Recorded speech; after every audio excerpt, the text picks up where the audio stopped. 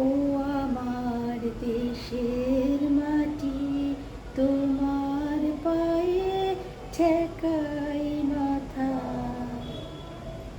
নমস্কার, সবাইকে জানাই স্বাধীনতা দিবসের শুভেচ্ছা। এবছর আমাদের ভারতবর্ষে ৮০তম স্বাধীনতা দিবস সব জায়গায় পালন করা হচ্ছে। চারিদিকে এত মাইক, আপনারাও নিশ্চয়ই আওয়াজ শুনতে পাচ্ছেন। তাই আমি ভেবেছিলাম যখন একটু আওয়াজটা কম হবে তখনই ভিডিওটা করব। তো আস্তে আস্তে রাত্রি হয়ে যাচ্ছে, তাই এখন ভিডিওটা করছি। আমি একটা কথা বলতে চাই, এখন সোশ্যাল মিডিয়ার জন্য সবাই এই স্বাধীনতা সংগ্রামের দিনটা, মানে স্বাধীনতা দিবসের দিনটা বিভিন্ন রকম অনুষ্ঠানের মাধ্যমে সেলিব্রেট করছে, সেগুলো পোস্ট করছে। ছোটবেলা থেকে স্কুল কলেজে আমরা বা আমাদের সন্তানরা পালন করেছি, কিন্তু কতজন আপনারা একটা কথা মনে রেখেছেন? আজকে আমার ভিডিওটা সেইটা নিয়ে। স্বাধীনতা দিবসে আমাদের দেশের বীরেরা কি করেছেন সেটা সবার জানা, সেটা আমি নতুন করে বলতে চাই না, কিন্তু আমি বলতে চাই এমন কিছু কথা, সেটা কি আপনারা কখনো ভেবে দেখেছেন?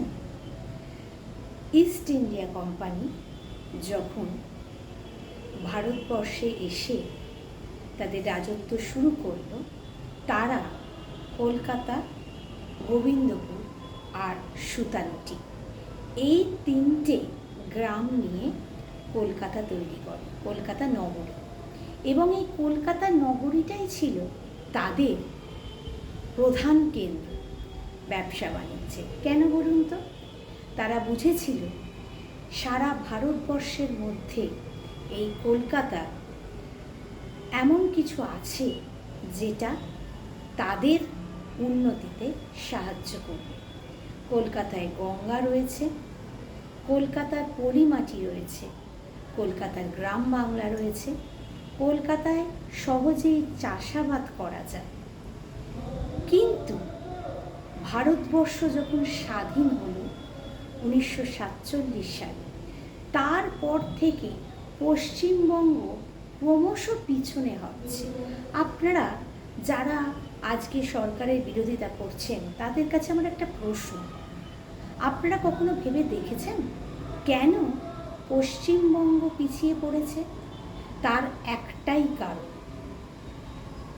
যে পশ্চিমবঙ্গের কলকাতাকে ব্রিটিশরা তাদের প্রাণকেন্দ্র হিসেবে বেছে নিয়েছিল, সেই পশ্চিমবঙ্গের রাজনীতিবিদরা কেন্দ্রীয় সরকারের সঙ্গে রাজ্য সরকারের একটা বিভেদ শুধুমাত্র পলিটিক্যাল কারণে, নিজেদের সুবিধার জন্য একটা দূরত্ব তৈরি করে সেই কলকাতার মাধুর্য নষ্ট করে ফেলেছে।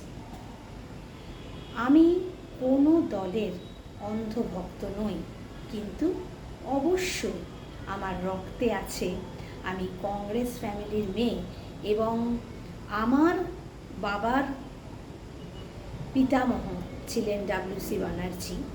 তিনিই কিন্তু জাতীয় কংগ্রেসের প্রতিষ্ঠাতা, এবং আমার বাড়ির ঠাকুরদাদের সাথেও ব্রিটিশদের খুব ভালো একটা সম্পর্ক ছিল, এবং সেই রক্ত আমার শরীরেও তো বইছে। তাই আমাদের পরিবারে সততা, কঠোর পরিশ্রম আর শিক্ষা এছাড়া কোনো কিছুর দাম নেই। তাই একটা কথাই বলতে চাই, যেটা আজকে মুখ্যমন্ত্রী বললেন, খুব ভালো লাগলো। পশ্চিমবঙ্গ বিকশিত না হলে কিন্তু বিকশিত ভারত আমরা কোনো দিন পাব না।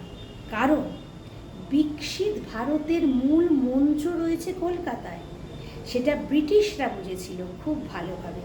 আপনারা কিন্তু বোঝেন, এখনো সময় আছে। আসুন, দল নির্বিশেষে, দলটা করে কে মানুষ, সেই মানুষ যদি পার্টিকুলার কোনো একটা দল ভুলে শুধু তাদের রাষ্ট্র ভারতবর্ষ 1 নম্বর স্থানে পৌঁছানোর জন্য সবাই এক হয়, তাহলে কিন্তু বিকশিত ভারত ঠিক হবে এবং ভারত আবার জগৎ সভায় শ্রেষ্ঠ আসন। আপনাদের কি মতামত আমার ভিডিও সম্বন্ধে অবশ্যই কমেন্ট বক্সে জানান। আর ভালো লাগলে লাইক, কমেন্ট, সাবস্ক্রাইব। সবাই ভালো থাকবেন। আবার সবাইকে জানাই স্বাধীনতা দিবসের শুভেচ্ছা। বন্দে মাতরম।